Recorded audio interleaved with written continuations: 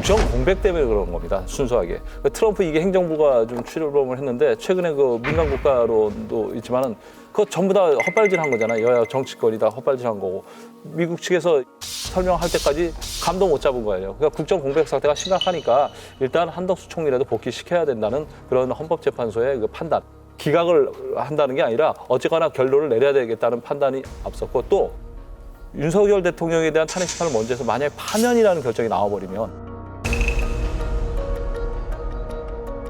대통령도 없고 총리도 없는 상황이 되죠. 국정 공백 상태가 심각하잖아요. 그거를 고려한 걸로 해석하는 게 맞는 것 같습니다.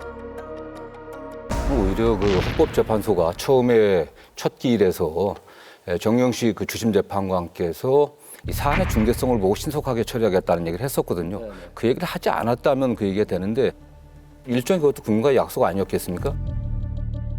탄핵 심판 접수가 한덕수 총리보다 윤석열 대통령이 완전 먼저 접수됐거든요. 물론 뭐 변론은 짧게 1회에 끝났다고 하지만은 처음부터 이게 중대한 사건이기 때문에 다른 사건들도 있지만 이 사건 먼저 처리하겠다 이런 입장을 밝혔고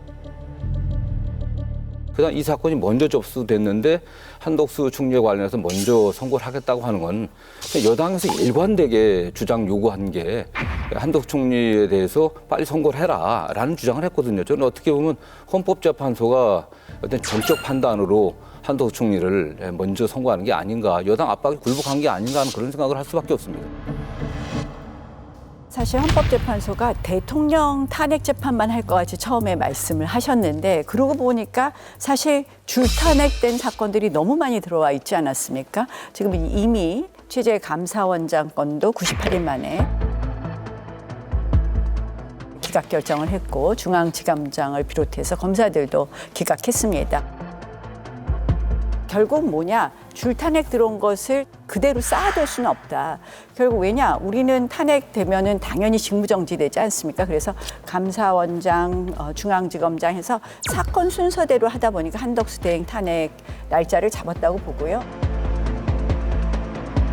내란죄에 관한 뭐 판단을 엿볼 수 있는 것 아니냐 이래서 늦게 잡지 않았을까 이런 추측들 하시지만 사실은 이 사건은요.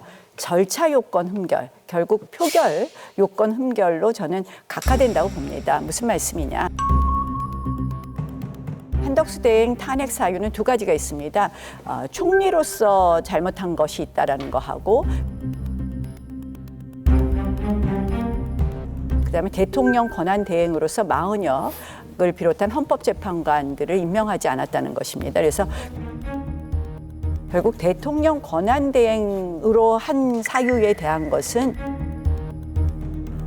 대통령 권한 대행이기 때문에 헌법 주석서에 따라서 200석을 기준으로 해야 되는데 150석을 기준으로 해서 탄핵을 했기 때문에 저는 이 표결 절차 위반으로 간단하게 이 형식적인 요건으로 각하하고 그런 결정하지 않을까 이렇게 저는 추측합니다.